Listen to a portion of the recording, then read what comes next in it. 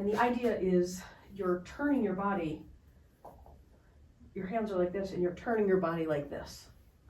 What you're doing is, initially when I said go bigger, you're kind of doing this, which is just too small a range of motion. You need a bigger range of motion, right? First, but second, what's happening is now you went back behind, but then as you're going to the front, you're ducking. So you're like doing a little matrix action. So remember to keep your spine, like from the tip of your head down to your sacrum, keep this all moving on the same rotational axis. No bending allowed. You can't do that. Don't bend. This.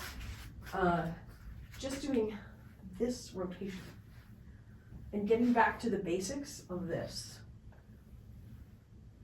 Because you really want to be going around that same center point, and imagine that the pole dancer goes around and the pole stays in the same place. It doesn't reach like this. Even if it's straight, it doesn't reach. It rotates. It just rotates. If you really wanted to level it up for yourself, you would, you could do something like this on your head to practice. Just to remind yourself that you're only doing this. Which is easier said than done. It stays better also with a little bit more water in it too. The weight at the bottom helps. Just that visual might help you as well. Imagine, right, because you see how you're moving your head?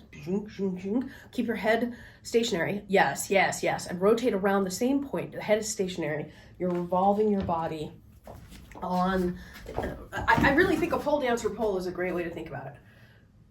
You just move, but below the head in the spine.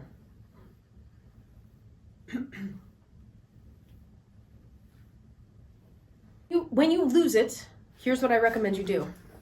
Go back to this.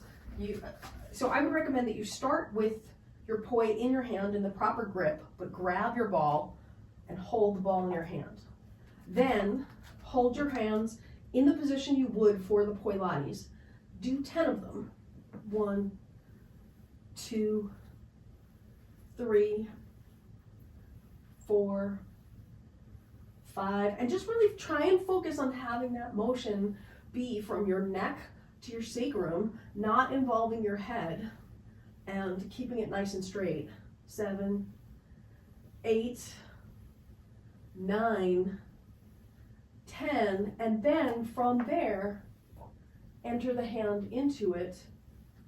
And then if you forget, or if you lose it, start back at the poi lattes to get good form again before you go into the one-handed drill. Remember, you're a wood board from your shoulders down to your hips, and the whole thing is moving together, but your head is like a wobble, one of those wobble heads. So it just stays there wobbling while your core is moving. And then when you're ready, let that hand loose and enter that hand into the drill with the poi, maintaining the same motion you were doing with the poi lattes drill.